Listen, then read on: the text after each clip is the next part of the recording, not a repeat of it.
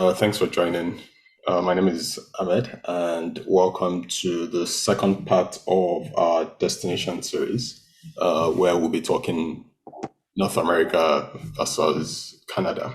If this is your first time joining us, we've had a previous session where we talked about the UK versus Germany, and we talked about how a tech talent or where should a tech talent relocate to in either of these countries.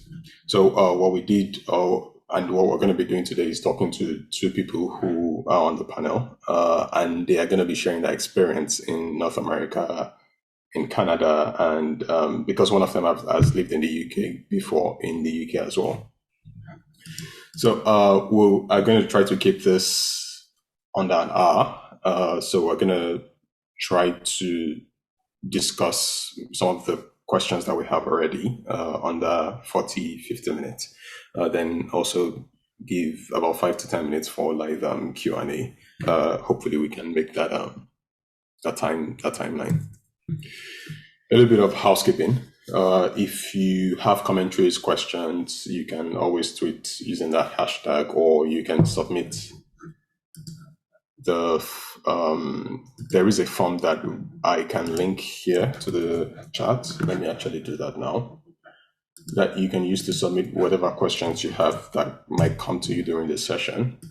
Then alternatively, if you're comfortable unmuting yourself, just raise your hand and the moderator is going to let you ask your questions.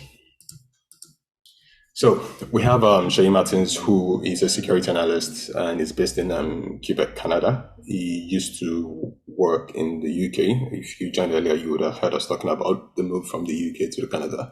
So the good part is we'll be talking to him about his experience in the UK, in Canada, and essentially sharing enough information so he can make an informed decision.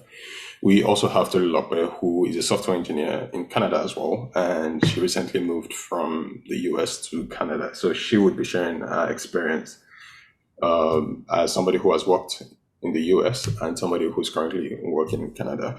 So the aim really is for you to be able to learn from this experience and use that to make informed decisions about relocating from Nigeria. The person who is hosting us on Zoom, as you must have already known before joining, is Abisoye. So the discussion is in about 5 different categories, talking about finding a job, negotiating salaries, how to prepare for relocation, a brief discussion about abroad life, then some of the things you should expect during the interview stages. Before we actually get in, I'd like Shay and Tolu to introduce themselves so that you can share a bit of their background and you can know what to expect from them. Shay, do you want to go first? Yeah. Hi, everyone. So my name is Shay Martins. I work as a security analyst for Samsung Ads. It's like a subsidiary of Samsung in Montreal, Quebec, Canada. I've been in tech for like 5 years. Just a bit of my background. So I spent like my early years like outside Nigeria, working in the UK for like 2-3 years. That was after I completed like a master's degree in cybersecurity, and then I moved to Canada to join Samsung about exactly a year ago. But I moved to Canada like a year and 5 months ago. So I've been in Canada since officially January 2020. And then I started working for Samsung April. So it's about a year working in Canada so far. So it's nice to be on this panel and just share my experience with you guys. Thanks, Shay. Tolu Lokwe, do you want to go next? Yeah, sure. Thank you. Hi, everyone. My name is Tolu Lokwe Komalafe, but everybody calls me Tolu. I've been in tech for about 6 years, and I studied computer science in school. Didn't really like coding when I was in university, and then in my final year, like I just like decided I wanted to teach myself how to code. So that was how I started. For the first 4 years, I worked from Lagos, and then moved to the US in 2018, and then moved to Canada early this year. Yeah, that's all about me. Thanks to the Jakpa.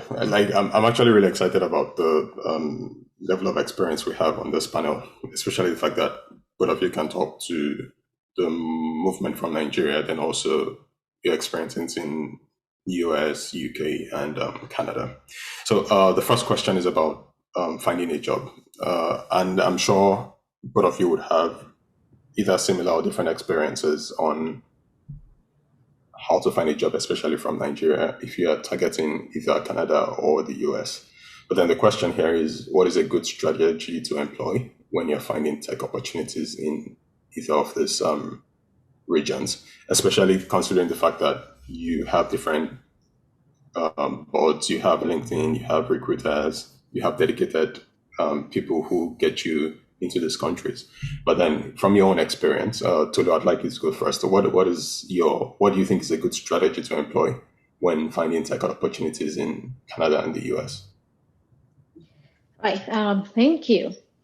So for this particular question, I would say I don't have enough direct experience with applying for jobs. That's just mainly because I didn't really have to apply for jobs to like move to the US. My path was, I would say, easy compared to a lot of people. So I was working with a company based in New York City, and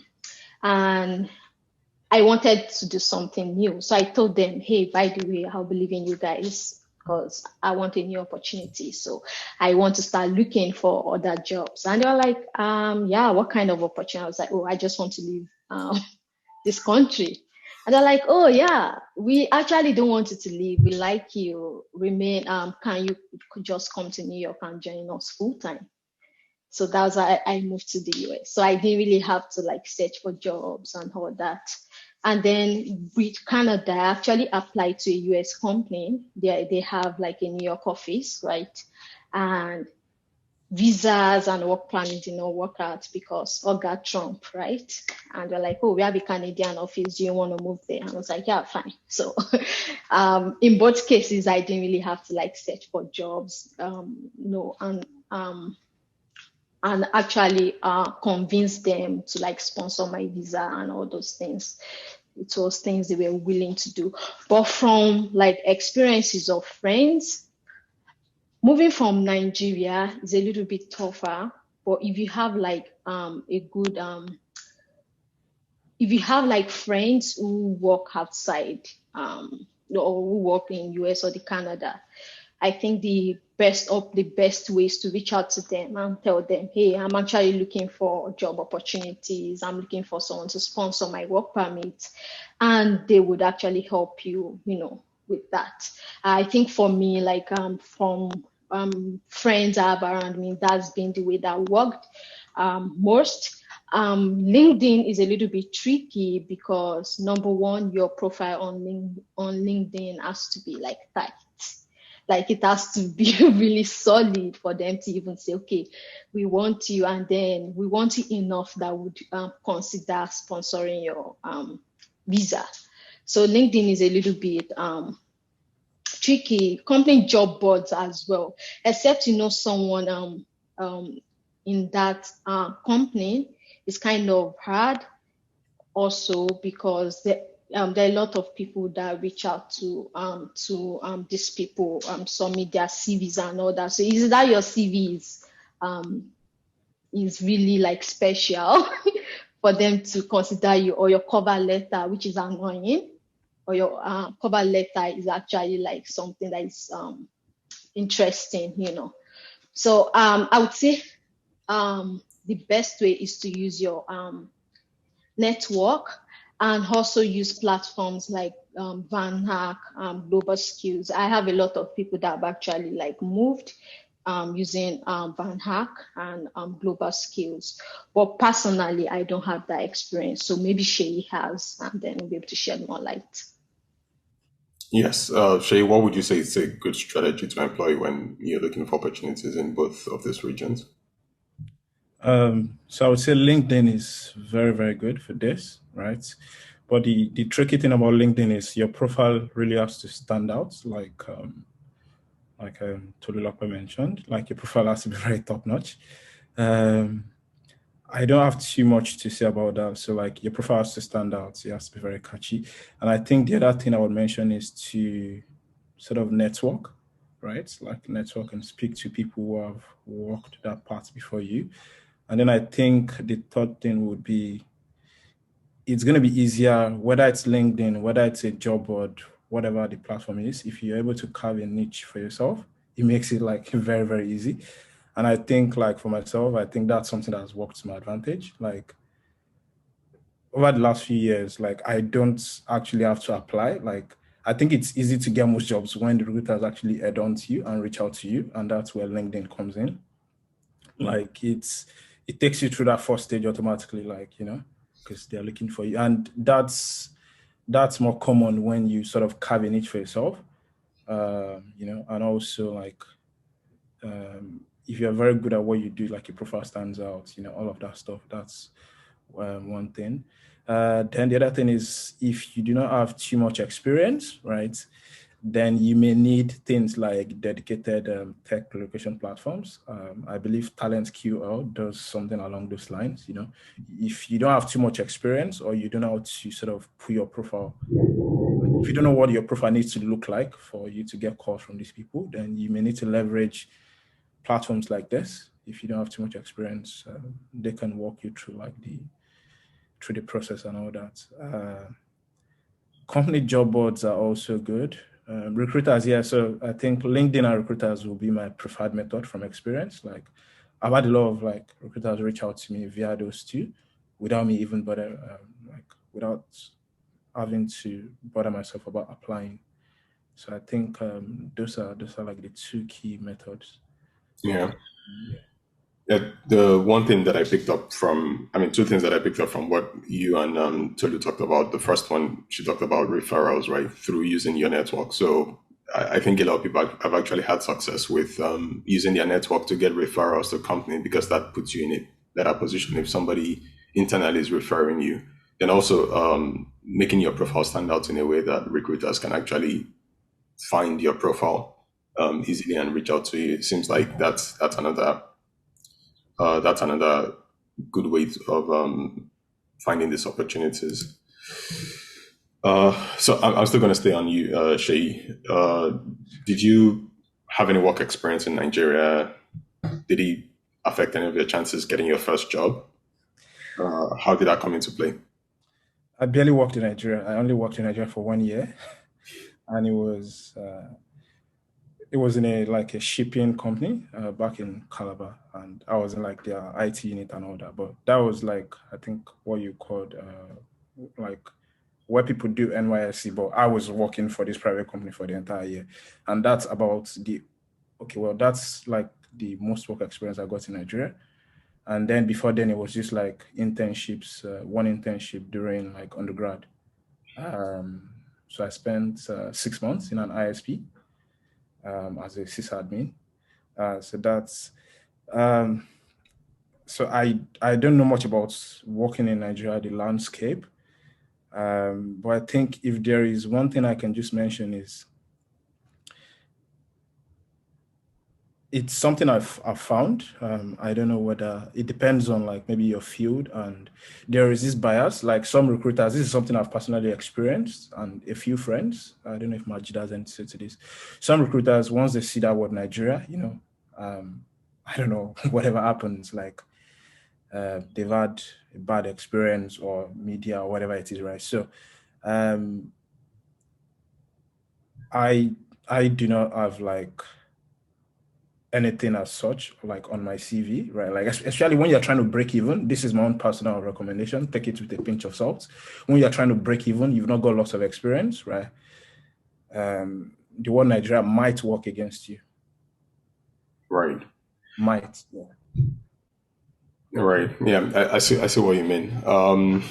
Interestingly, I think Tolu spent. I mean, I don't think I know because We did work in the same place for a while. So she spent some time working in Nigeria as well. How was your own experience? Would you say your work history in Nigeria improved your chances or made it difficult? Um, so also special case because Andela, who I worked with for about 4 years, is not like every other company, right? A lot of people know them in the US, like everywhere. Okay, they've heard of them, right? So that kind of yeah, that just makes things different. But I think the question, does it matter if I work at a Nigerian company headquartered in America or Europe? If you're trying to move to US, for instance, working with like Google Lagos, if people see that, right, they already know, okay, this person has been I would say vetted, right? And they have a level of skill sets that we would like, basically. So that gives you a leg up. So I would say it actually would work to your advantage if the company that you are working for actually have a base in the US or somewhere else. If you solely worked with just small companies in Nigeria, I would say the way you can leverage, like if you have side projects where you work with clients in the US, for instance, put that on your resume. So just leverage that. Unfortunately, in the world that we live in, those are the people that have the power, influence. If they just know that, okay, you actually worked with this firm, then they would take you more serious. Does the years of experience matter when seeking roles in Canada and the US? I would say yes, because this is just any job. If you have 1 year experience, if you have 3 years of experience, most people would be comfortable gambling on someone with 3 years experience and someone with 1 year experience. So it's a risk, right? It's like, oh, we're going to spend so much money to bring this person over. What about if this person does not work out? If you have 1 year experience, the risk level is higher than if you have 3 years experience or more.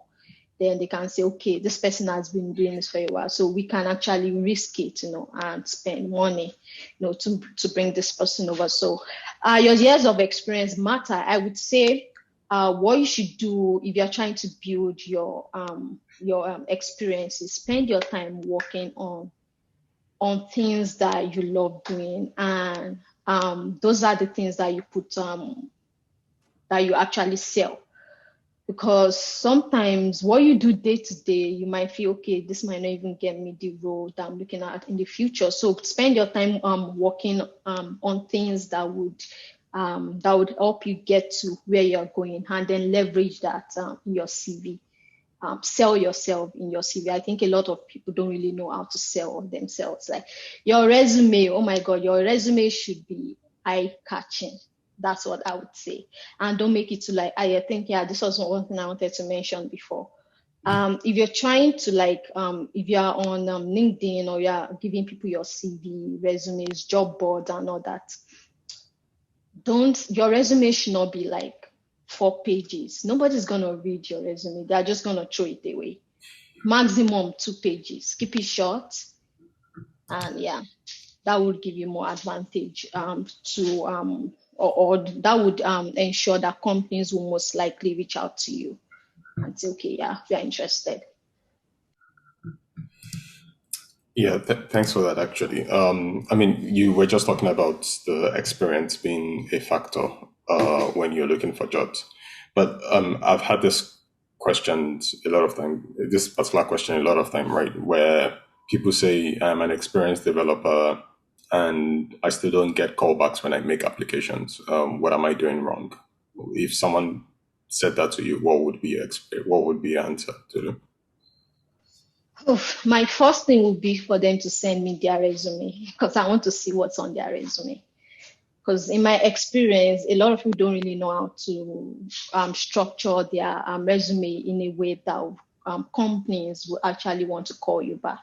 So that's the first thing I would do. The second thing is their online presence. If you are somebody that has not built a lot of side projects that is live, then open source contribution is the next best thing, right? So I'm gonna tell you, okay, your GitHub page, like what are the projects that you have there? You know, can you do more projects and put it on there? Open source projects that you've worked on, what are they? And then yeah, so I think like for an experienced developer, if you are struggling to get called back, is it that you've done a lot of different things and you just put all that on your CV and they are not necessarily cohesive, you know. Maybe you did Java for 6 months and then another 6 months you went to do Ruby, another 6 months you went to do Python. Like that, that doesn't really speak well of this. Like you can never even know this thing that you are doing if you just do it for 6 months, you know. So a lot of times people just want to put everything they've ever done on their resume. That doesn't work. Filter it out to the things that are, I would say, relevant, you know, to the role that you are applying for. So most of the times, I always just tell people, send me your resume. Let us see what you're doing. And if they have a LinkedIn, clean up your LinkedIn as well. Like I remembered when I was in Lagos, we had this training in the office, and I think that was like my last year before I left, and they were trying to help people that wanted to leave, you know, looking for jobs. And I'm like, okay, do this thing, clean up your LinkedIn. And I remember immediately I cleaned up my LinkedIn, I started like getting people reach out to me, like at least I will always get 4 people in a week reach out to me. Oh, well, we love your profile on LinkedIn, you're interested. So those are the 2 main things. Your resume, if you have online presence, highlight it, open source contributions, and then your LinkedIn, if you have one, make sure your profile is solid, clean it up if you can, basically. Thanks, Lulu. So, Shay, another question that comes around is somebody who is just kicking off their tech journey, right? Regardless of what sector they want to play in. I mean, obviously they have no experience, but then the question is, especially for people who are coming out of the university, are there internship opportunities that would offer them relocation options? Or what would you say for somebody who's just kicking off? What is the right approach to getting that first opportunity abroad? Okay, so yes, there are, but they are few and far in between. Like I don't see too many of them. And I think the best way would be to sort of, if it's like a global company, right, they can bring you on for a year or 2 years, sponsor your work permit for that time period. And if you do well enough, they sort of like retain you. But aside like the big companies, I do not see too much of opportunities for internship. Then like where internship then leads to like a relocation route, it's not too common. The most common ways I know of like getting to work here from outside, it's either like in Tolu's case where maybe you've been working remotely for like the company before, they then decide to take you to another branch of theirs in another country, right? They sponsor your work permit, or you come through the study route, right? And then the third option is to actually come through the skilled workers program, which they call the federal skilled workers. That's how I came here. The advantage of that is you can switch employers without needing sponsorship. Like, so when I came here, I worked for like University of Waterloo as security admin. It was too laid back for me, so I quit after a few months, and then I moved to something I enjoy a bit better. So yeah, back to that question, they exist. You've got to do a lot of search, career page of like global companies. I'm aware Google has like machine learning internships. I think I saw a couple last year. So you want to check out like the big global companies. And then while you're doing that, you want to make sure I suggest you have like a very good online presence. Like, even though you don't have that, that high level experience you think, which is very important anyway, but, open source contributions, those side projects, they count a lot, right? Like, start building that online presence, let your LinkedIn, because the thing is, when you do the right things, like your LinkedIn is in good shape, you know what to put on your CV, like no more than 2 pages and all of that stuff. Eventually, the return on interest or return on investment for that is you put yourself out there, right? And then they start reaching out to you. So you do, like, it's more like, like you software developers would do, like more like when you have modules you want to reuse in your code, right? You don't have to keep writing that module every time. So you put yourself out there, spend 3, 6, 9 months upskilling yourself, put yourself out there. There are websites like aya.com, right? Put yourself out there and let the companies do the hunting rather than you hunting for them. Yeah, that makes a lot of sense.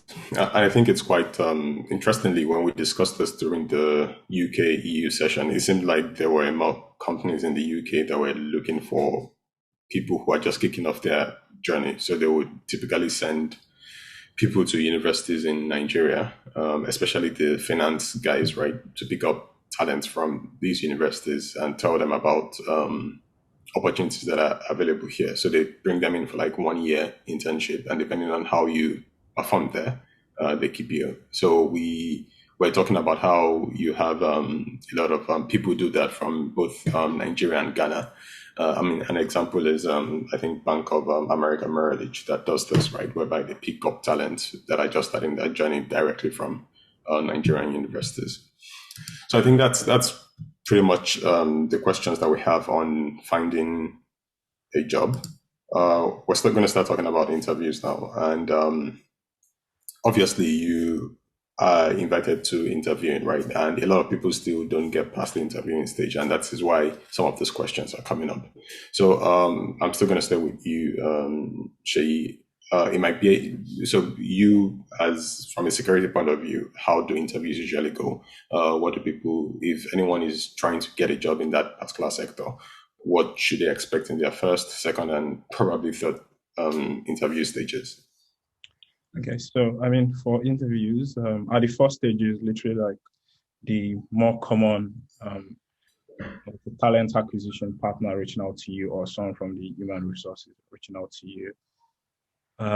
So it typically starts off with they either send you an email, a message on LinkedIn, and then you have that first call, maximum 15, 20 minutes, sometimes as short as 5 minutes. If your profile is very impressive, you may not even need, like, the first stage interview could just be 5, 10 minutes. And at the first stage, they try to understand, like, okay, like, what do you currently do? What are you looking for? Do you think what that company is, like, the potential new job? Do you think it's a suitable match for you? And then they try to get some very technical things from you. Like, they want to know what technology stack you've worked on, what security tooling have you worked with, what programming language are you familiar with. So because the first stage tends to be someone who's less technical. So when you speak, they're actually noting things down. So you want to make sure that whatever language you're telling them, whether Python, whatever, Java and the likes, or whatever security tooling you've used in the past, you want to make sure it sort of like correlates with what is required for the job and also what's popular in the security industry, for example. So, because they are taking notes literally as you speak. That's something I figured out after like a year of doing interviews across different roles. So that's about like the first stage. Then for second stage interview, it's usually a lot more technical. That's where you then have like a meeting with probably the departmental head of the unit you're going to join. And depending on the structure of the company, it could be 2, 3, 4 people. Usually maybe the manager you're going to be reporting to, maybe a senior director, and also a colleague on that same team. So 2, 3 people on the average to sort of assess your technical expertise. So it could be something as like there was one I did a couple of years ago. It was a 2-hour technical exercise, right? It was they simulated like an incident, a security incident, and then they wanted me to walk them through my thought patterns and what I would do to remediate. And then they gave me access to their playground, and I had to like show them stuff and all that, right? So it's usually like a lot more technical. For some companies, it's going to be like a conversation, but a very technical conversation, at least an hour. At least that's what I found.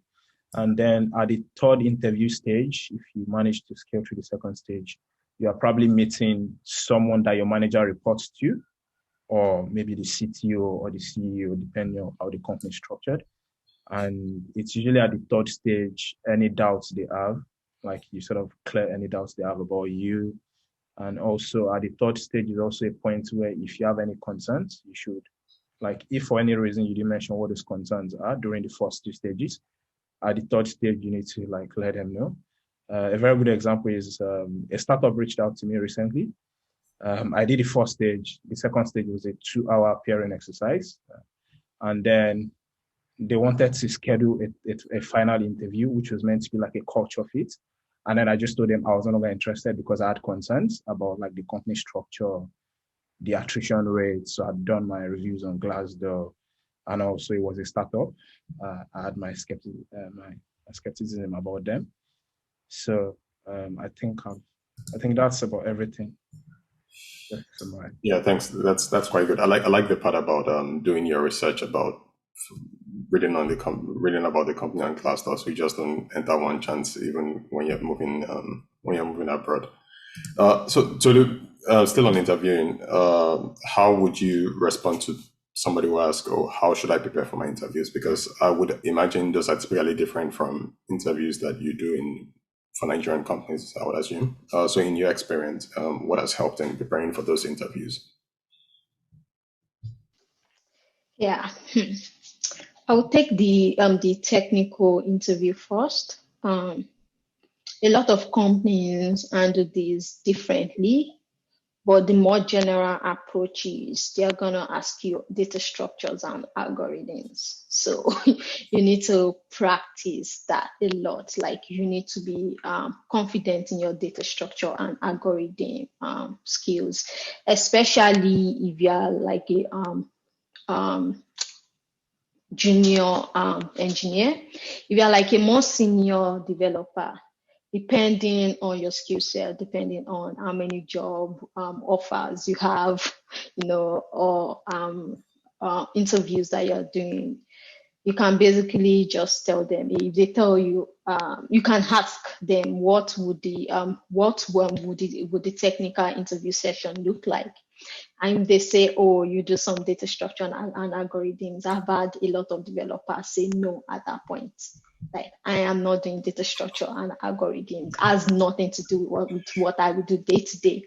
But if you are like a more junior developer, you probably don't have that. You can't really say that, but like for more senior people at that time, they can probably choose, jobs that they want. So they can but I would say data structure and algorithms, definitely. If you are junior, that's like most of the questions they will ask you. Then specific things about the stack that you use. I think that's really about it. System designs, most companies don't bother asking junior developers. It's always algorithms or build the small app, and then that's it.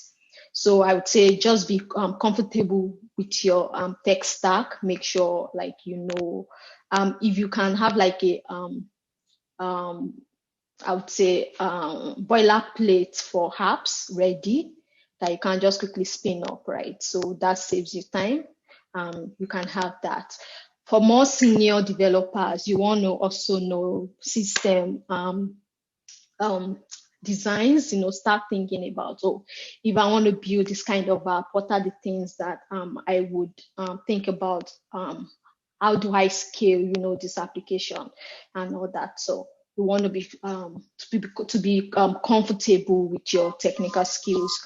For culture fit interviews, I think Sheyi kind of mentioned this a little bit. You want to read about the company, about your colleagues, about your your boss, because sometimes the company itself might be like a good company. You might feel I might fit into this company. But if your boss is like, yeah, he's not really a good person, you're gonna have like a whole lot of problems. So you want to actually you know read about the company and also ask specific questions, prepare questions actually that you would love to get answers to, or that you feel will make you more comfortable, with the firm, basically. So I think that's what culture fits. Another thing is if you know anybody working in that company, that's the best time for you to reach out to them and say, okay, what's the culture like? How do I prep for this interview that I have coming up? And most people would actually help you. Intervene with more senior members of the team. I think a lot of people are always scared of doing this, but to me, that's like the easiest interview. That's like the easiest part of the interview, because it's really just chatting, and sometimes they pick your brains on like the more I would say the more complex stuff, So for this, yeah, I would say like it's almost the same thing as the technical interview. Just do more studying if you feel they will ask you complex things. But with the senior members of the team, I think one thing that is important is you, at that point, if you bullshit people, that's where they will find you out. You could have done well, all through, and then you have like this interview with the senior members of the team, and you just want to bullshit your way through. This is where they will find you out. If they are really good, they would actually find out, okay, this person is just BSing, really. So you want to be yourself. This is not the time to start lying, embellishing like things you've done in the past. You just want to be yourself, be honest, and yeah, just be comfortable. For me, it's like the easiest part of the interview. It's really hard for you to fail it, except like, yeah, you think, okay, except you are really scared and then you don't articulate your points properly, or you lie. Yeah.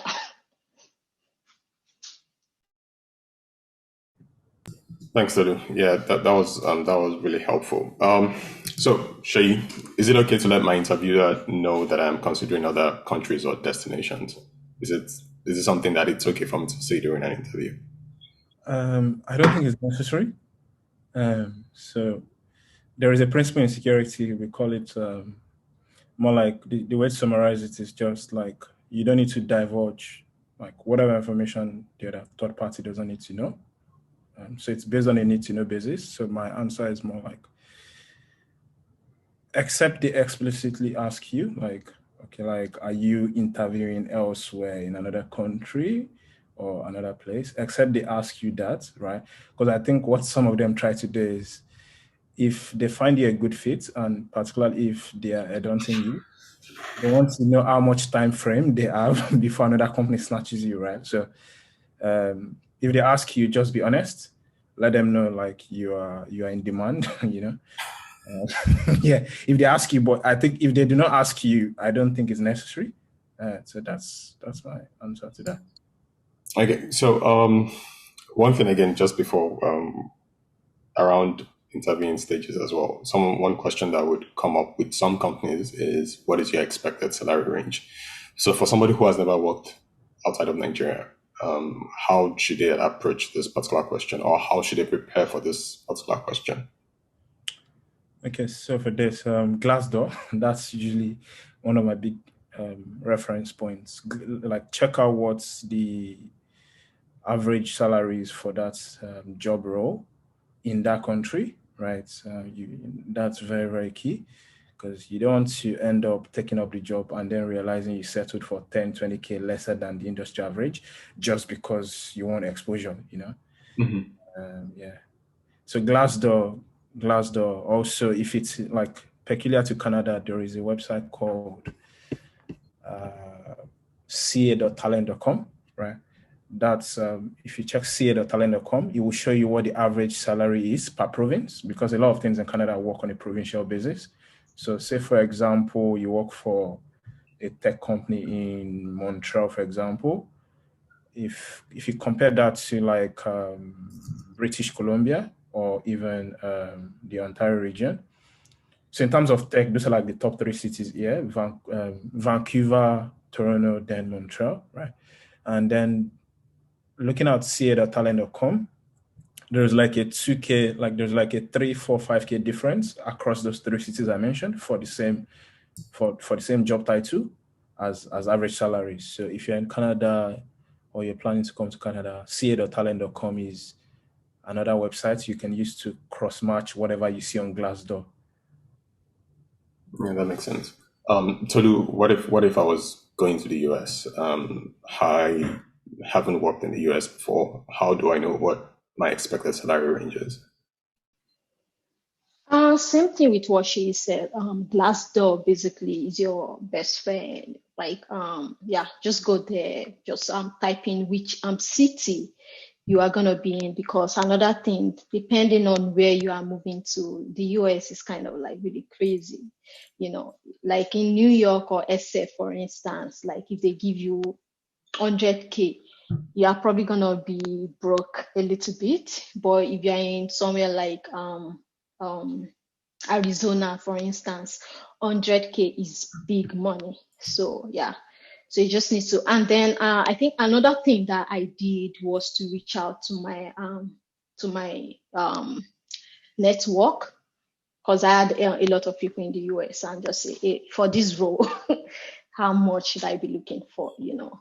So yeah, I leveraged that. I had a friend who was working in HR in New York City, and she just gave me their DB. I was like, okay, just check out this DB. Companies pay this much for the role.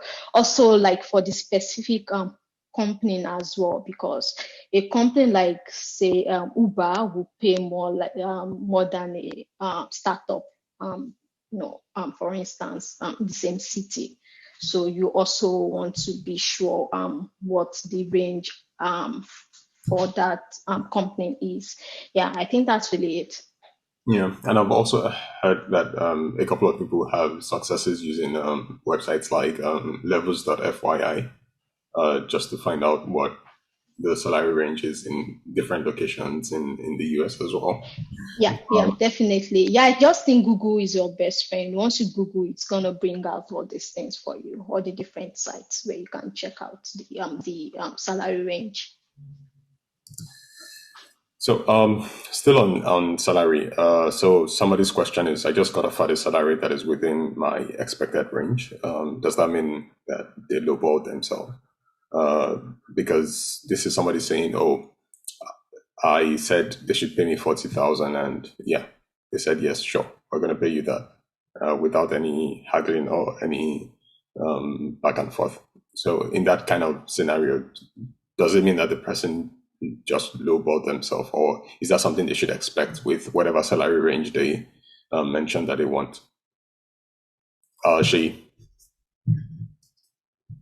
Okay. So I would say it depends, right? Like if the person has like someone in his or her network that works in that company, you want to know what it is, like what the average pay for that role is.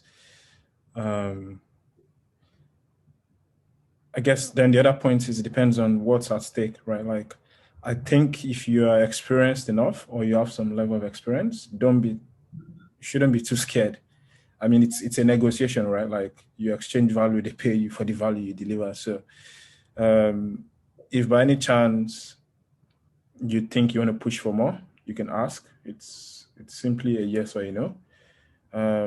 But if you don't want to, if the person is scared of trying because they think that might send the wrong signals, then they could settle for what they have. But the danger about that is like something I mentioned earlier on. You don't want to get into the company, then realize your colleague working the same job at the same level is earning more than you.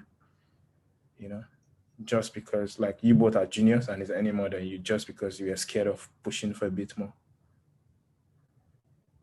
Yeah, that makes sense. So this is for both of you actually. I'm going to start with Tolu. So somebody says, I just got a salary offer for 80K. In US, that's US dollars, right? And in Canada, I think that's Canadian dollars. What do you think, Tolu? What would you tell the person? Is that something you think they should go for? They should negotiate based on their experience? What would you say? Yeah, it depends on the years of experience they have. If they have more than 5 years experience, that is like way too low, whether you're in the US or Canada, anywhere in Canada.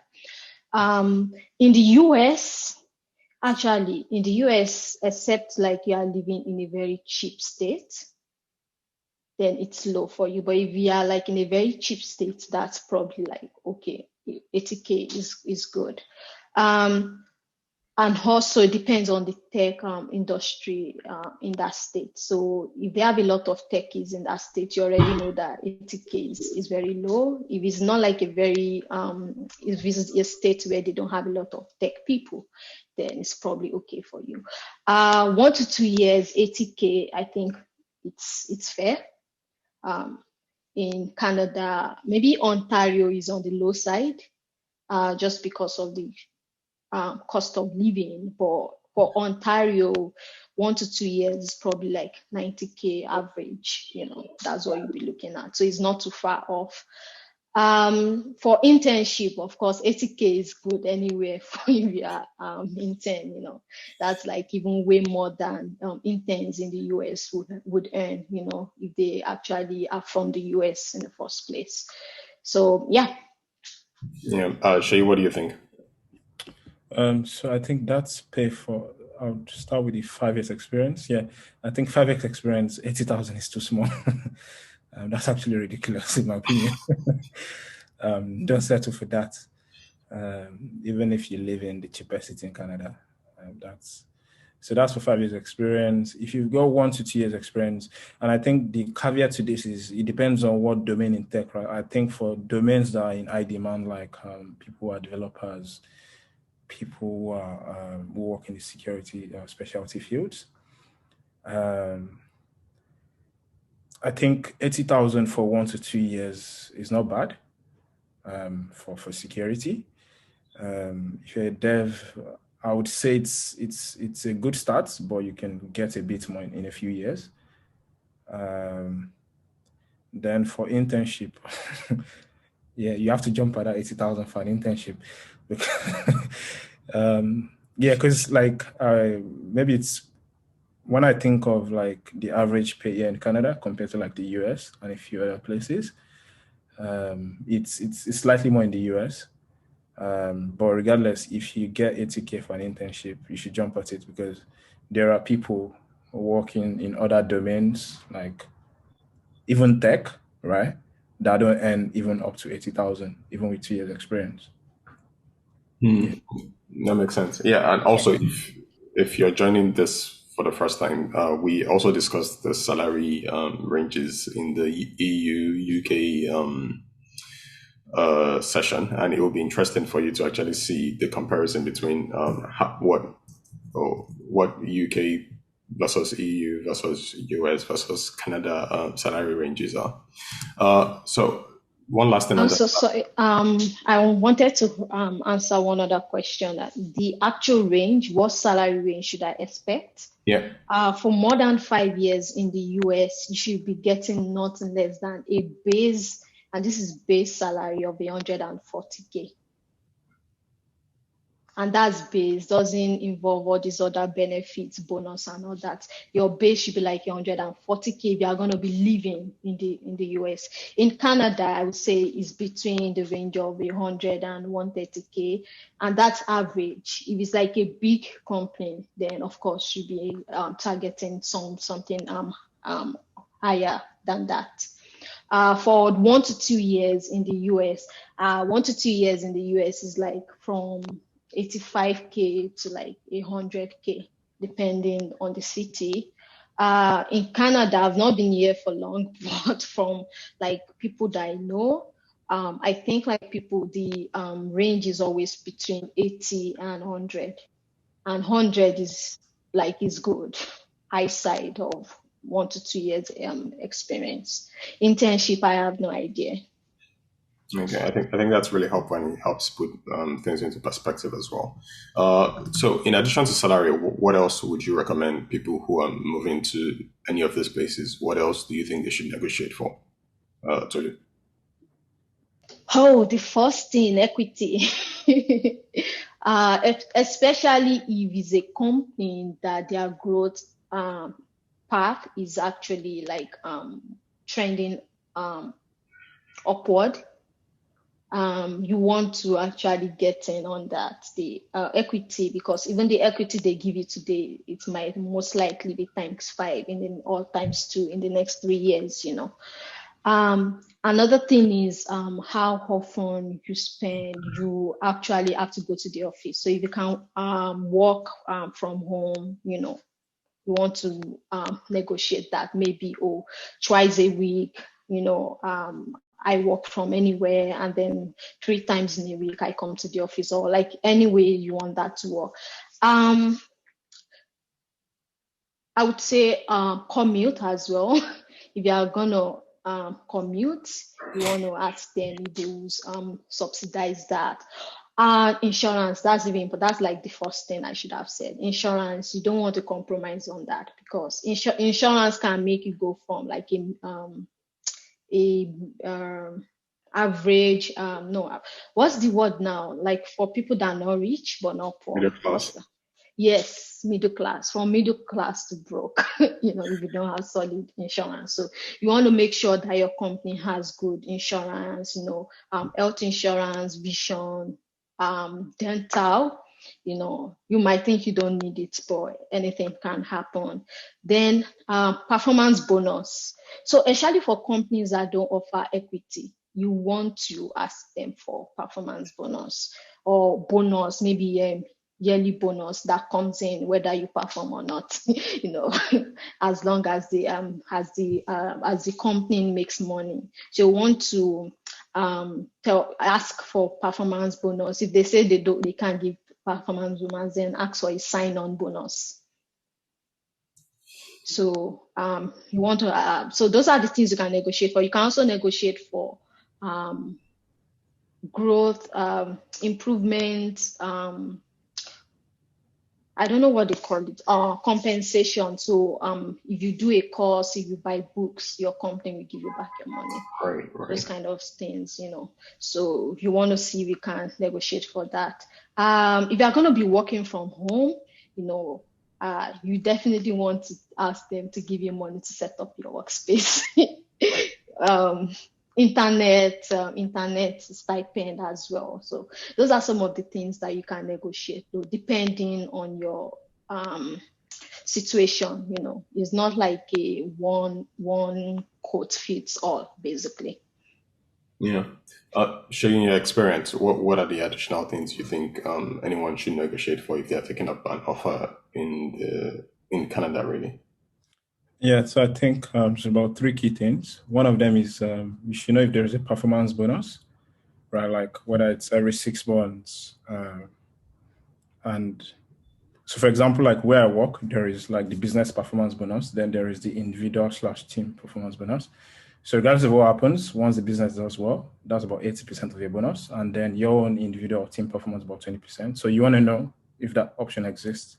Equity, potentially as well. But I think for me, one very key thing is you want to know the number of private time off, vacation days. Like that's actually something I ask during the first stage of the interview. If I hear anything less than a specific amount of days, I most likely would I won't even bother to pursue the interview. And I'm saying this because there is this culture in North America where if you're not working for like a multinational or maybe a fund, you're gonna get just 10 vacation days on the average, right? Mm-hmm. So you wanna know how much days of you've got, because sometimes I feel like they just want to work themselves off. It's funny. So yeah, you want to like. It's actually a question I asked recently, like an interview I had. I was like, how many days off? And then because you want to know if work-life balance exists only maybe just on paper. So, you want to know that's very, very important, because I don't think 10 vacation days a year is good. I don't think it's good for the health. So that's private time off, health insurance as well. You want to know, like, they cover your health insurance. Then the other thing is, do they have like a professional development program for you in place? So if you take courses or certifications and all that, right? Like some organizations are very structured. Will actually have like, there's actually like one where I work. Like if I want to take up like if maybe an MBA, for example, they're going to cover about 70 or 80% of the cost up to a cap yearly. So those are like extra perks.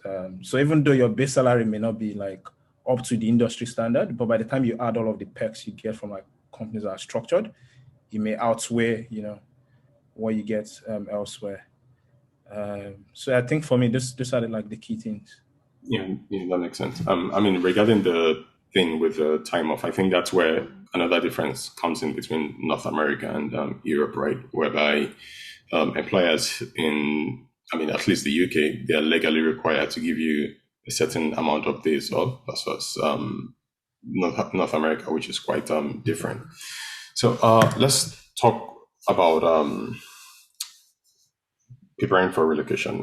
Tolu, so for the US, what kind of visas should people be expecting to apply for if they are looking to get a job in the US, or if they have an offer of employment from a company in the US?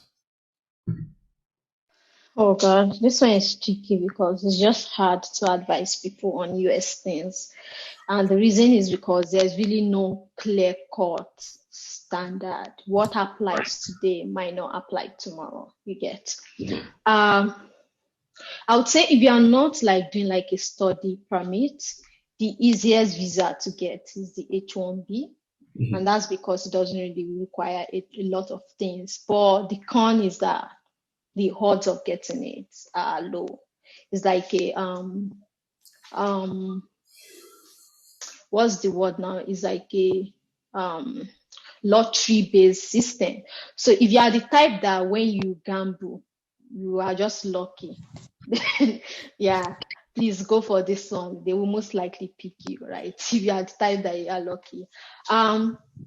Some of the other visas, they are a little bit more involved. So for example, the visa I went to the US with was an O1 visa. And that's just like more, is a skill-based visa. And you have to prove a lot of things about the particular skill set you have.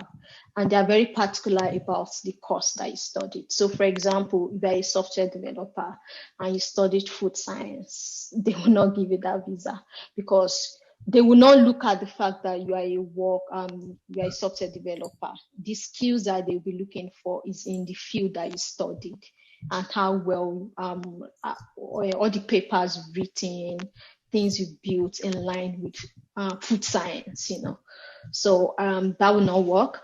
Another thing you can do is to apply for the green card lottery. That's also like a lottery-based system. So you don't really know the things that they look for, they evaluate. So you might get it, you might not get it. So the US is a little bit like more tricky. Another thing you can do is a J1 visa, which is like a training visa. The caveat is that with the J1 visa, they will give you, I think the program is 18 months. You have the option to extend it, I think, once for 6 months. So which means for 2 years. So like if you extend it, you get maximum of 2 years. But the caveat is that when you leave the US, you can't spend 2 weeks outside the US, more than 2 weeks outside the US. If you spend more than 2 weeks, you might have problem getting back into the country. Once the program is over, you have to leave the US for 2 years before you can come back into the US. So the only thing is, if your company, they say, okay, we are going to bring you on a J1, get them to put it in writing that they will start your green card processing immediately. That's the only thing that can help. Don't accept that, oh, we will do it. Don't worry, we will do it. Tell them to put it in like writing so you know that this is going to happen. Yeah, that's. I think you asked me specific to the US. Yeah. Yes, yes. I wanted Shay to talk a bit more about the Canadian visa routes. Okay, yes. So for that, there is two or three ways. One is like the route to liaison, like where a company sponsors like a work visa. And then there is the permanent residency route, which is the route I took. Um, I do not know much about like the first one. Um, yeah, which is like where a company sponsors you. So I think for the first route, like you actually have to be very good, right? Like I think you have to stand out to a large extent for you to find a company that can do that for you. And I think that's probably more common if you work for FANG, like Facebook, Amazon, and the likes. Like they don't mind bringing you from Turkey, from wherever, as long as you're good enough. They will do the all like work sponsorship visa. Then the slightly more popular route is where there is a skilled migration like program here in place. They called it federal skilled workers. So for that, like it's it's a lengthy process. Like there's a number of stuff you need to get. So there's like three key things about that one. You need to have at least 1 year of proven work experience, because you're gonna like provide evidence of that. You will need to write an English language test, either IELTS or CEF. That's like a Canadian English test. Or you could also write a French examination called TEF. So you could literally like combine two language tests, and if you are bilingual, it's like 4 extra points for the other language. So there is the language requirements, there is the work experience of at least 1 year. Having a master's helps. Like it's a point-based system. It's just like what UK is going to implement in summer, right? Like, but this that's what this is already. This already exists in Canada. So it's point-based. They look at your work experience, at least 1 year, work experience, education, language requirements as well. So those are like the three key things needed to kickstart the process. And the advantage of that is, like I think I mentioned that earlier, like you don't have to wait for any employer to sponsor you, right? Like I don't like paperwork, right? So I sort of prefer this option where if I'm tired of my job in 2 years, I can move elsewhere. Like don't worry about sponsoring and all that. So it gives me a lot more flexibility. That's what I prefer. But if you are like absolutely brilliant, then Toulouse route is a very wonderful option for you as well. Then the last thing just to mention about like the skilled migration route, which I call like this the permanent residency route, is it sort of provides you a clearer path to citizenship. Like you just need to stay here 3 years within a 4 year cycle, and you're eligible for citizenship. So that's like the main advantage. If you're on a work visa, I do not know how many years that part is, and a few people I know, like Wale, for example, Majid, you know Wale, right? Yeah, yeah, yeah. So he's actually working. His company is actually working on his PR application now. Okay. So, I mean, that's also another advantage. He doesn't have to pay a dime. He works for like a global company, so they brought him in on a work sponsorship visa, and now they are taking over his permanent residency application. So there's a number of ways to go about it. Yeah. I mean, I guess that's a perk also for working with people who would help you get your permanent residency or citizenship, I guess. Yeah. Yeah, I would add that once you get your work visa, it's actually easy once you're in Canada to apply for PR. Yeah, like you pay a little bit of money, but it's not even money that you can't afford. It's something that you can easily afford. So it's not like a big money. Once you are in, you can apply for you can start processing your PR as soon as possible. And if you have enough points, you can actually apply within the first year, So you don't have to wait after 1 year. So if you don't have enough points, and you can wait after 1 year to increase your points, right? But if you have enough points, you can just apply as soon as possible. That makes sense. So this is this is up for anyone who feels more comfortable answering.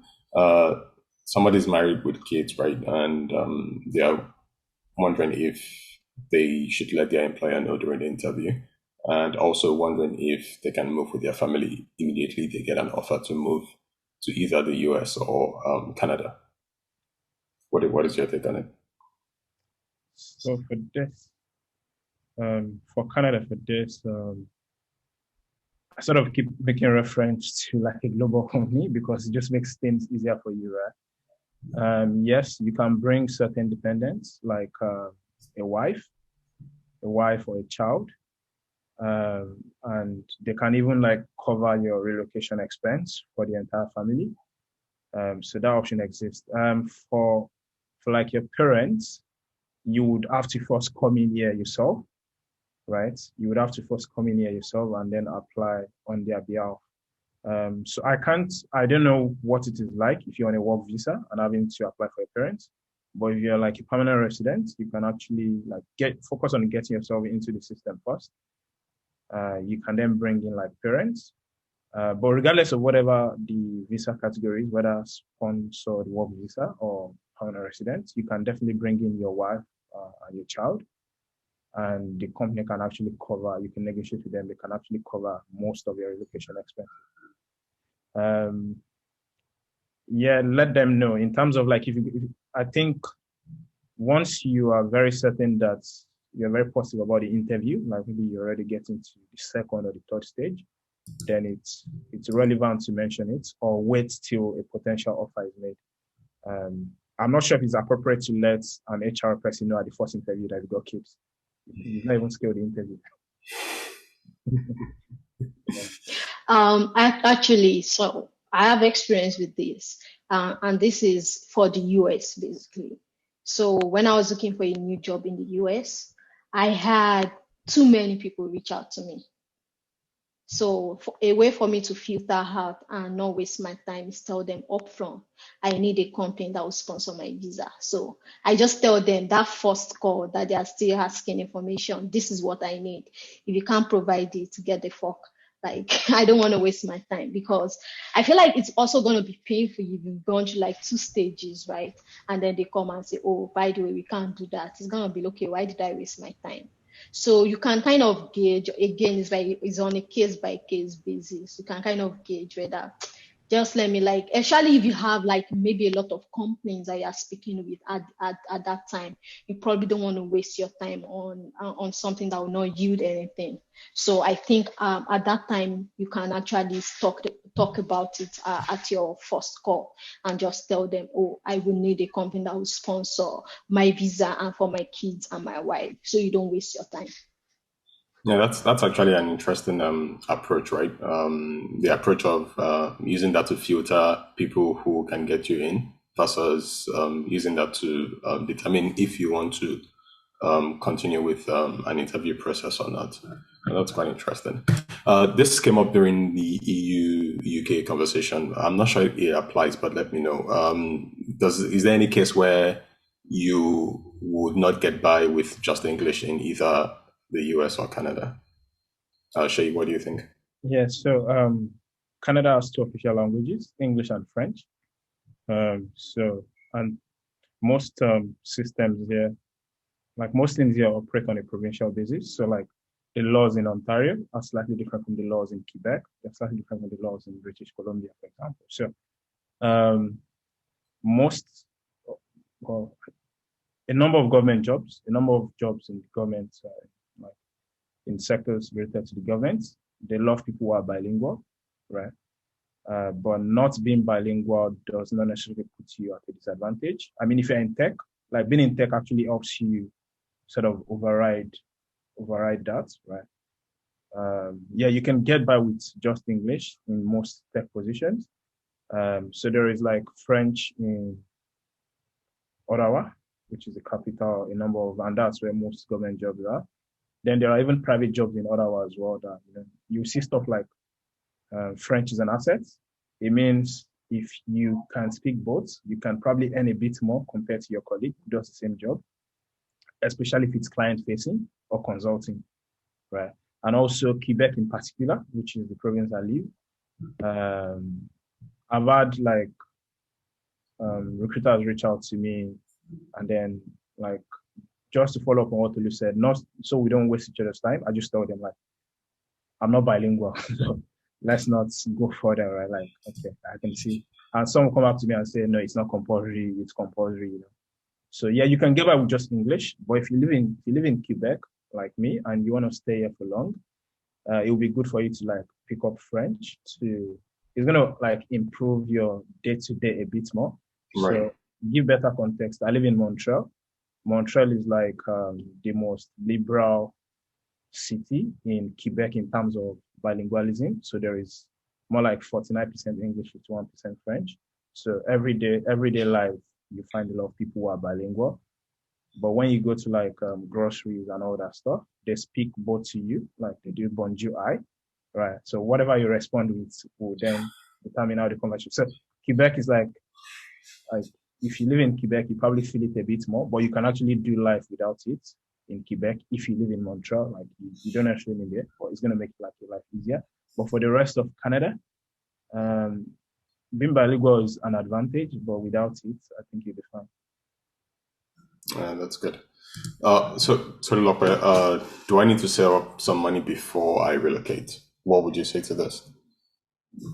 Yes, except you want to sleep on that bridge when you first get, or except our family, family or friends are willing to like, house you or something. So you are, and of course you don't want to be a burden. So you definitely need to save up some money, even if it's just to put like money in your bank account. If you want to rent a place, they'll most likely ask for first month rent and last month rent. So you need to have that money saved up. If your company is not sponsoring your move, you want to have enough money to like buy flight ticket and all those things. So you definitely want to, yeah, you need to save up some money before you relocate. Except you just want to like eat off someone else, or you have someone you can eat off, like yeah, where you're going to. Yeah, I mean, on that money discussion, what would you say to this as well? What expenses should I expect my employer to cover when I want to relocate? Am I expecting them to cover anything like flight cost of stay, or anything regarding my relocation? So this depends on what you negotiate for again. That's why that stage is very important. If you negotiate that they give you relocation, expenses or stipend, then they will just give. Most times they will give you like a specific amount of money. Now you can cover anything you want with that money, but anything that goes above that, they are not covering it. So they can only cover up to like a certain amount. And some companies will tell you, okay, these are the specific things that will cover. So you might probably have to pay it out of pocket, and then once you land, they will give you that money back. But they will specify what they will cover. But mostly it's always flight, and maybe the where you will stay for the first like 1 week. After that, maybe um nothing else. Yeah, I think that's really it, except like if you are the one that paid for like visa, if you are doing interviews and all that, visa interviews and all that, and you paid for the application for the interviews, they might also give you that money back. But most times it's the company that would actually pay that upfront. So yeah, it depends. Yeah. Shay, do you have anything to add to that? Yes. So I think in terms of, I think the previous question, yeah, you want to save some money, preferably not in naira, for obvious reasons. Then to this specific question, will you refund? Okay, so what expenses would the employer cover? So yeah, like in my case, a former employer of mine covered my flights and my relocation costs. I paid up front, then they refunded me. And when I left, they didn't ask for it. So yeah, um, yeah, I think on the other question, it's sort of back to your negotiation and bargaining skills. I mean, it would be rare or uncommon to hear that they do not want to cover any expense. The worst case scenario is you pay upfront and then they pay you back soon as you start the job. That's like the worst case scenario. Because if they value you well enough, they'll cover most of the costs, either a flat fee or whatever the case is. Also, one thing you also want to point out, especially if you are coming to Canada, is ask if that money they will, you have to pay tax on it Oh, because a lot of companies they will okay. pay you with your salary, and that pushes you up, to a bracket where they will tax you more, right? So you want to have them either they will pay you like separately from your salary, right? Or not. Like you just want to make sure you want to ask if they are gonna tax that money. Yeah, that's actually a good point, right? Because you could be taxed, right? That means you get less than you expect, especially when you don't think about it before you accept that condition. So we're running out of time, and we majorly have one more part to cover, which is the abroad life. So I'm going to just pick up about two or three questions in that category, so that we can stay under our a 1 hour 30 minutes window. It looks like we've exceeded 1 hour by a lot right now. So I am going to skip a couple of questions, but I'm going to land on some of the interesting questions. The first one would be to both of you. What cultural difference did you have difficulty adapting to after you relocated? Shay, do you want to go first? So for this, I can't say too much because I came at the start of the pandemic, right? Like I came in here January, by February, March, everywhere was locked. So I've never met my colleagues physically. I've been working remotely for 16 months now. Um, and then cultural difference. So my like the company I work for is sort of quite diverse. So we have people from France, people from Ireland, people from Canada, US, India, and all that. So um, I can't speak so much about what the Canadian culture is. Um, then does it help to have a Nigerian on your team? Yeah, in a way, maybe someone who can sort of like relate with, some things from back home once in a while. Like, so for myself, I actually referred the Nigerian guy on my team and he got the job. And it's sort of nice to just have someone. Um, I guess the only thing I sort of found strange moving here from the UK was tax. I don't know if that's a cultural difference, but um, everything you see here, it's pre-tax, unlike the UK, right? So I found that strange. So you want to buy something or there's a work expense, the receipt is going to show pre-tax, and then when you get to the confirmation page, then you see, boom, the price is different. I'm like, how did $1,000 turn to 1.5 after tax? So I think that's one I found very strange. Then the other thing was when I first came here. So I came here visiting like in 2019. So like I had my PR like 2019. I wasn't using it, so I just came here to visit and see what things like. They can be extremely nice people. Like yeah, so that's something I found strange. Like it was a very funny scenario where I was on a sidewalk and the guy literally like bowed down for me to pass. So there's like whatever you see on I Met Your Mother about Robin Shabosky, like yeah, it's true to an extent. The flip side of that is like you may work with some of them and they may not necessarily like you, but they won't tell you. Right. I've not experienced that, but people who have been here longer, like I've got like some family here, they tell me that like they may not like you, but they will never tell you. And I'm happy I've not had to experience that. I guess it's good if they keep it to themselves, right? No, so that well, I think it's hypocrisy. Just tell me. That's why I love Americans and even some British people. Just tell me if you don't like me. No, not Americans. Oh my God, no. Yeah. So Tolu, for you, moving to the US, what cultural difference did you have difficulty adapting to? Ah, they say things that it's not exactly what they mean. In Nigeria, where people are just frank and direct, they will say what they actually mean. But in the US, you have to start thinking, what exactly do they mean by this? So that's why I said North America. Those people too, they will form nice, but you don't really know what's happening, or they tell you certain things, right? And like for example, they say good morning, but it's like it doesn't actually mean good morning. It means something else. So you have to like figure out exactly what they mean. I think another cultural difference is actually moving to the US. I didn't really know a lot of people there. You know, this thing where in Nigeria, people are like, oh, once you like, when you're in town, let me know, we'll hang out. And people actually follow up, right? Mhm. That's not the case in America. You can have someone that say, oh, let's hang out. And then for the next 2 years, you guys never hang out. So be ready to like to know that when people say that they don't mean it, and you probably have to be proactive. And even when you are proactive with setting up time for you guys to hang out, they might disappoint you. So just be ready to bear that. That makes sense. The other one is about taxes. So I think we can get from both the US and the Canada perspective here. How much of your salary is paid to you at the end of the month? Tolu, do you want to go first?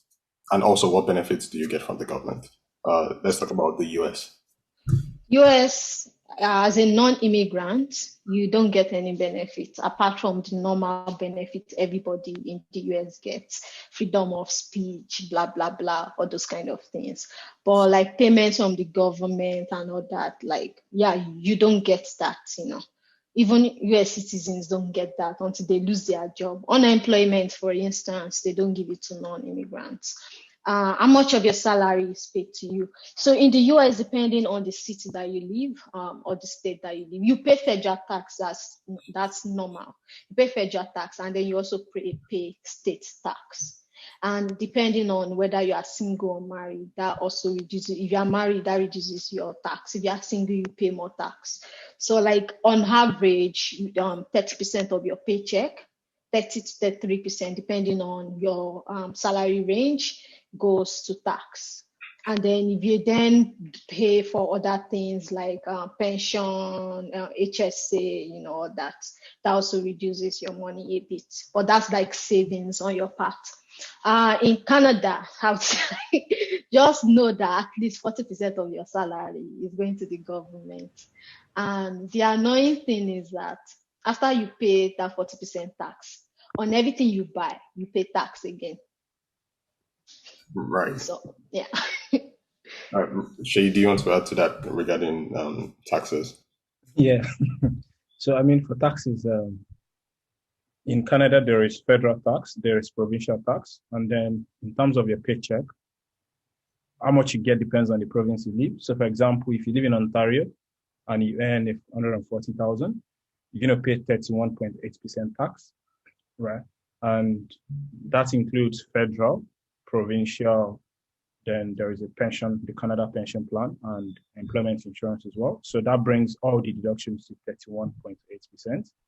There might be others, maybe health insurance tied to your job. So hypothetically, that could take it from 31.8 to 40, depending on what other plans your company gives you. Ontario, for Quebec, it's slightly more. And then benefits from the government also sort of depend on the province. So like in Canada, at least I can talk a bit about Ontario and Quebec. So Quebec, for example, like when I decide to start my French language learning, the government is actually going to pay for that, so I don't have to pay a dime. If you are married, yeah, you pay less tax. There is also a couple of other benefits. So like when you buy stuff like in departmental stores, grocery stores, the price you see on shelf is not the final price, which I think Tolu mentioned. So there is that, and also in terms of government benefits, there's stuff like tuition credits, right? Like tuition credits. All the money I spent on relocating last year, the government paid it back, or what it was literally deducted from my tax returns, so I didn't have to, like, it sort of lowered how much I was either owing or vice versa to the government. So there is tuition credits, then maybe money you spend for certifications as well, where like you sort of get to deduct that from your returns as well. Yeah, so that's about it.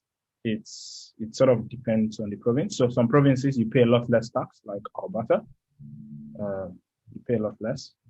Ontario, Quebec, and British Columbia, you're gonna pay. Especially if you're in like the upper echelon of like the income range, you're gonna pay. Your taxes plus other deductions can drive you up to 40% if you earn a lot of money. Yeah, that's quite interesting. Do I have it right that you get paid bi-weekly? Is that something? I think I read that somewhere. Is that true? Yes. So depending on the company, but yeah, a lot of companies pay you. I mean, they call it bi-weekly, and I still don't understand it. Just call it every fortnight. Anyway, I think that's like one culture shock I first noticed. Mm-hmm. So a lot of companies pay you every 2 weeks on the 15th and the 30th or 31st.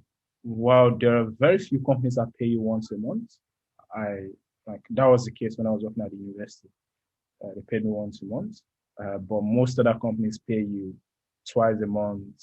Some pay you every week if you're like a contractor or something. It must feel good to collect money every week, though, rather than having to wait till the end of the month. So I'm going to pick up just one more question from this, then we would wrap up. Tolu, Shay, would you leave your current city or country? If yes, why? If no, why as well, actually? Tolu, do you want to go first? I don't know. Like I said, I moved there in January, and for most of it, we've been on lockdown. So I've not really seen like anywhere like here. I don't really know what their social life is, but if the social life I find is non-existent, then I probably will want to move, because I can't live in a boring place. Where would you go to if you want to live?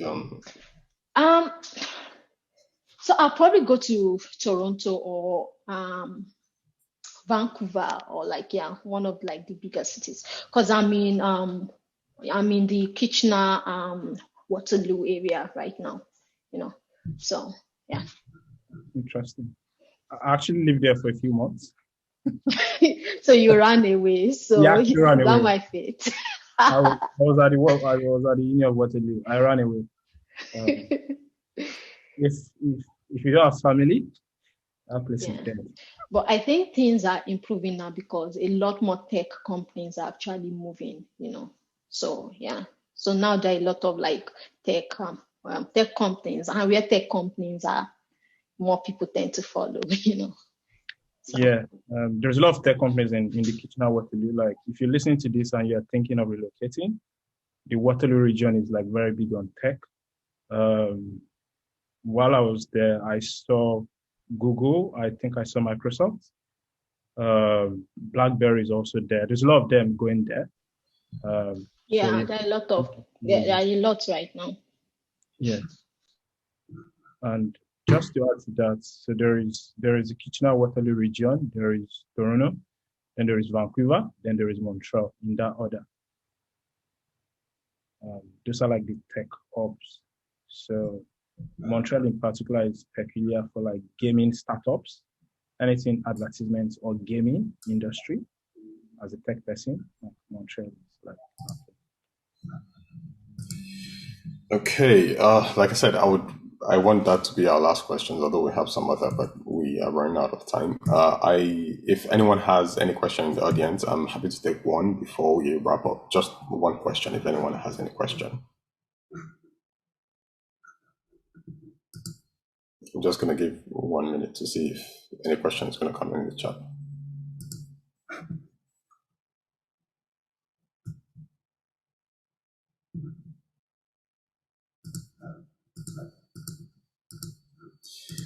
So, we've come to the end of this session. I want to really say a big thank you to Shay Martins and to Lofe Kamalafe, who took their time to talk us through what we should expect if we ever decide to relocate to either the US or the Canada. And like I said, we did this same kind of session for the EU and the UK. I think Abisoye posted the link to the video of that in the chat as well, so you can take a look at it. And similar questions, different answers. They really give you a perspective into life in either of these companies. Sorry, either of these countries. So, final words from Sheyi and Tolu. I mean, I would imagine the listeners are trying to decide where to go to. If you would leave them with final advice, what would it be? Sheyi first. I think maybe Canada, if you're looking for a bit of stability in terms of like, okay, you don't want to be stressing about visas in a couple of years. You want to have a clear path to citizenship and all that. Yeah, I think that would be like one of my top recommendations. But it sort of comes at a cost, right? Like the country is so big, so that's also something to consider. Like you once maybe you used to link up with your friends every now and then. The chances of that happening in Canada is very, very, very, very rare. You could be here for 2 years and not even see your family if you're not careful. Yeah. Tolu, what would be your final advice? Definitely, I would agree with Shay. I have only the context of the US and Canada, and if I would choose one of it is Canada, just for your peace of mind, Yeah. US is a jungle, basically. Yeah, you just be fretting whether you get your green card, if you're on a work visa, and then you want to switch to green card. When that will happen, you won't be able to travel home, whenever you want. Yeah, so it's just stressful. All right. Again, thank you very much for taking your time to talk us through this. For everyone who joined, thank you for spending time to join this. Absolutely. Do you want to share information about when the video is going to be ready, how they can access it, and final words? Yeah, thank you very much to all our speakers.